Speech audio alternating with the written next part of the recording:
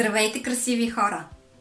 Днес искам да ви разкажа за още една зърнена култура, която съм убедена, че познавате много добре, но всъщност никога не сте се замислили колко наистина тя е полезна, въпреки че сигурно си я похапвате често. Днес ще ви разкажа за лещата и по-точно днес ще ви разкажа за ползите от кълновете от леща и ще ви покажа една от моите рецепти с нея. Останете с мен, защото със сигурност ще ви бъде не само много интересно, но и много полезно.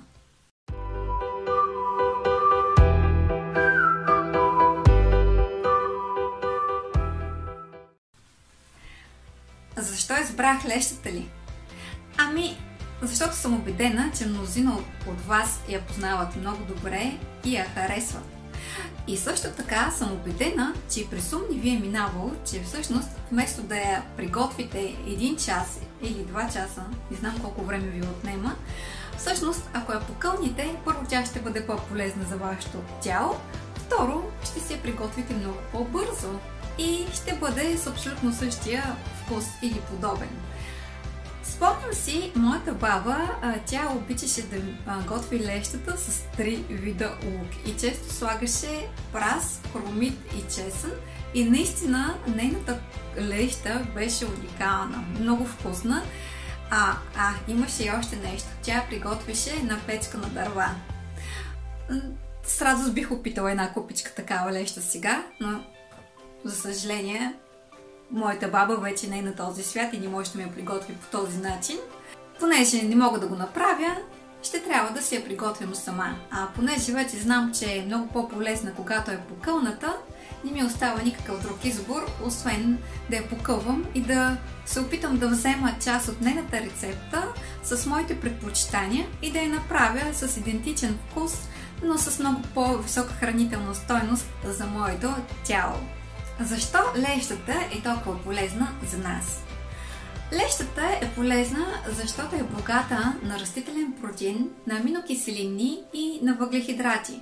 Освен това, в нея знаем, че се съдържат високи количества на витамини от група В и по-точно на витамин В1, познат ни още като тиамин. Тиамина играе ключова роля в метаболизма на въглехидратите и протеините, освен това и спомага за производството на енергия в нашите клетки. Кълновете от леща са богати и на желязо. За да придобиете някаква представа какво е количеството на желязо в лещата, ще ви кажа, че около 100 грама кълнове от леща съдържат около 20% от дневната нужда на всеки един човек от желязо. Какви още полезни вещества ще открием в кълновете от леща, вижте сега. В лещата откриваме основно 2 вида аминокиселини. Една от тях се нарича лизин. Тази аминокиселина е един от ключовите градивни елементи на мускулната тъкан и обикновено се използва от спортисти за подпомагане на изграждането на чиста маса и здрави кости.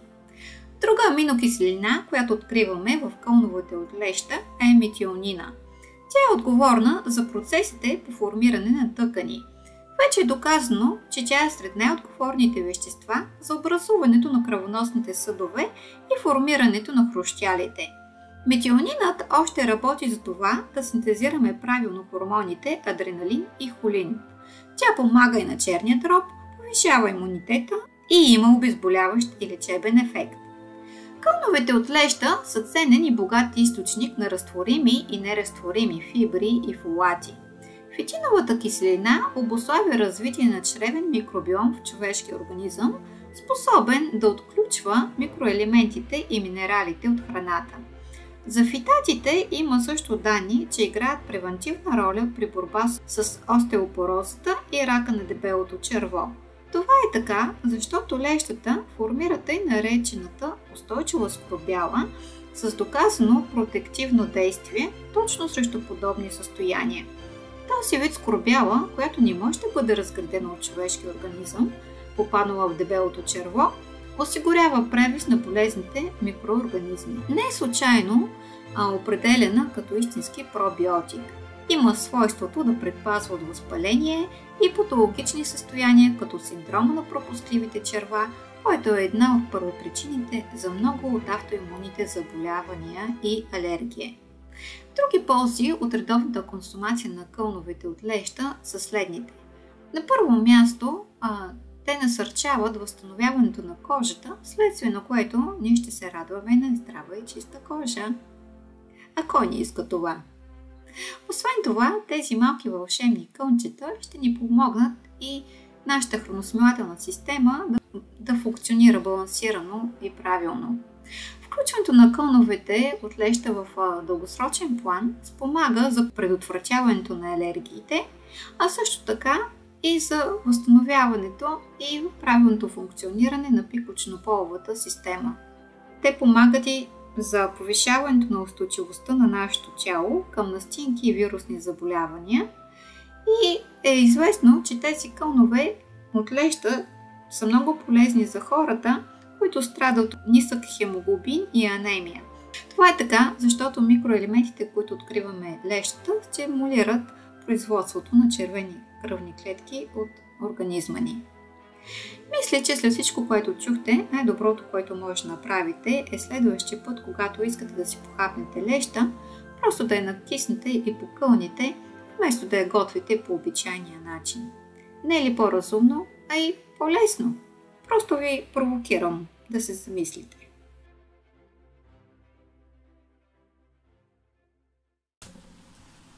И това не е всичко. Знам, че няма да запомните всичко, което току-що научихте, но то не е необходимо. Просто искам да видите и сами да се убедите, че кълновете от леща не са за подценяване. В лещата откриваме още и високи съдържания на фосфор, магнезий и цинк.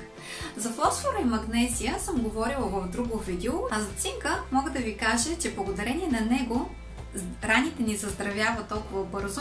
Не случайно е използван толкова широко в козметиката, която помага за заздравяването на рани, а също така цинка дори лекува и екземи. А знаем екземите колко са упорети. В кълновете от леща, колкото да ви е чудно, ще открием и значителни количества на витамин С. А знаем за витамин С, че освен че е много мощен антиоксидант, той ни помага да бъдем по-здрави, като укрепва нашата имунна система. Това е! Не можете без кълновете от леща. А сега, след като вече сте решили, че наистина искате да ги покълните и да ги опитате в този вариант, вместо да готвите лещата по обичайния ни познат начин, вижте моето предложение и съм убедена, че ще видите колко е лесно. А аз искам да ви кажа, че не само е лесно, но е много вкусно. И забравих още нещо. Лесно е, бързо е и е много вкусно. Да видим какво ще готвим днес. Имаме си ръчички от кромит лук, рокля от прас лук и резенчета от доматчета. Имаме си кълнове от леща и по-скоро коса от кълнове от леща и весели очи от моркови и малка шапчица от чесън и весела усмивчица от моркови. И всъщност днес ще готвим госпожа леща. Днес ще ви покажа лещата, както я готвеше баба ми, с 3 вида лук, само че аз ще направя по начин, по който тя наистина да съхрани своите полезни вещества и вашето тяло максимално да им се зарадва. Ето ги кълновете от леща, те са много нежни, много бързо покълва лещата и много лесно може да си ги направите вкъщи. Отнема около 2-3 дена да ги покълните. За тази рецепта първото нещо, което трябва да направим с тях е да ги кипнем за 30 секунди. Ако на вас ви изглеждат още твърди и не ви харесва вкуса, може да ги сварите до 1 минута. Те много бързо се сваряват, но все пак тук не искаме да ги сваряваме. Нарязваме пръза, нарязваме кромития лук, нарязваме доматчетата, настъргваме моркова. Знаете как става това. За чесъна може да махнете вътрешната страна, ако ви дразни стомаха. И ето, вече ги имаме всички продукти, приготвени за рецептата.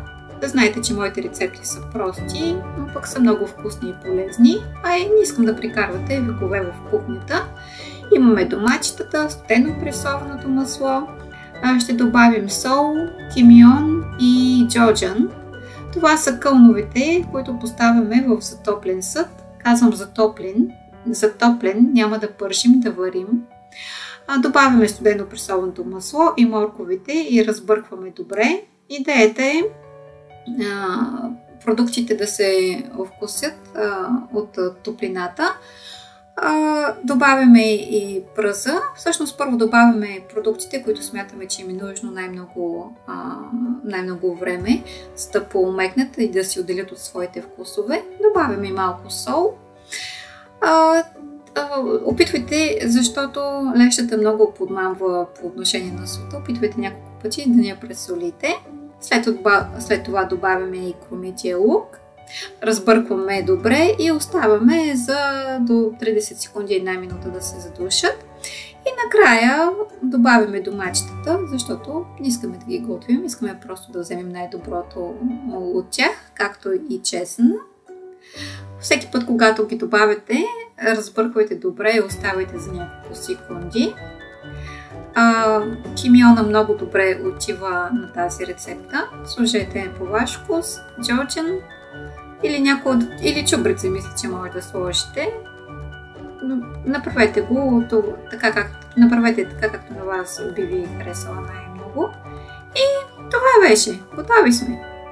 Казах ви, че е лесно. И е много здравословно. Ето е нашата красива леща. Топло е, но не е сварена, не е изготвена. Тя просто е затоплена с полезните съставки и всъщност е едно истинско меню, едно истинско богато меню за сетивата и за вашите клетки. Наслаждавайте се и се грижете добре за себе си. Да ви е сладко! Никой не се бяхте сещали, че може да си приготвите лещата по този начин, нали? Всъщност и аз не се бях сещала. Честно казано, кълновете от леща може да си ги похапвате и без да ги кипвате, без да ги варите в салата или просто вкусени по ваш вкус. Но лично на мен, когато в началото за първи път ги опитах, изобщо не ми хареса техният свеж вкус. Сега ги предпочитам да ги похапвам на салатка или по този начин, по който ви показах, защото и моето семейство ги предпочита по този начин, полусготвени или приготвени. Разбрахте, че основната идея на начин на приготвянето на храната чрез затопляне по-скоро е да се съхранят максимално полезните свойства от витамините и минералите в живите храни. Разбира се, вие може да я приготвите по ваш си начин, дори ако имате ваша собствена рецепта за леща, защо просто не добавите същите продукти с кълновете от леща и да видите какво ще се получи. Убедена съм, че ще ви хареса. И не само ще ви хареса, а и ще осъзнаете, че тя наистина е полезна за вас, защото сами ще видите как тя се отразява на вашето тяло, ако в дългосрочен план я употребявате по този начин. Това беше за днес от мен. Надявам се моето видео да ви е било полезно, а ще бъда още по-щастлива, ако още днес си покълните лещата, която е в шкафа. Ако нямате в шкафа, в най-близкия магазин има леща. И като казвам леща, говоря за лещата, която е като цяло зърно, а не тази, която е разполовена на половинки, защото тя няма как да покълни след като е махната външната обвивка. Можете да си покълните сами леща, не е толкова сложно, и да опитате тази рецепта или да се я приготвите по ваш начин. Вече разбрахте основната идея. Много ще се радвам, ако наистина съм ви мотивирала да го направите, а не просто да забравите за това видео и да си кажете: да, може някой път да я опитам. Много ще бъда щастлива, ако наистина я опитате, и още по-щастлива ще бъда, ако ви харесва да си я приготвите по този начин, защото в дългосрочен план тя наистина ще има лечебен ефект върху вас. А знаете, че в този канал ние се учим да се грижим още по-добре за себе си. Грижим се добре за себе си, защото по този начин ще можем да се грижим и за всички останали още по-добре. Така, заедно ще бъдем още по-щастливи! Желая ви прекрасен остатък от деня и грижете се и се обичайте! До скоро!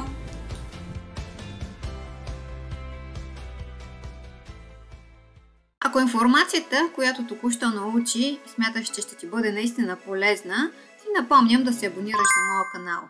Така винаги ще знаеш за най-новите ми видеа и ще бъдеш винаги актуален в грижата за себе си.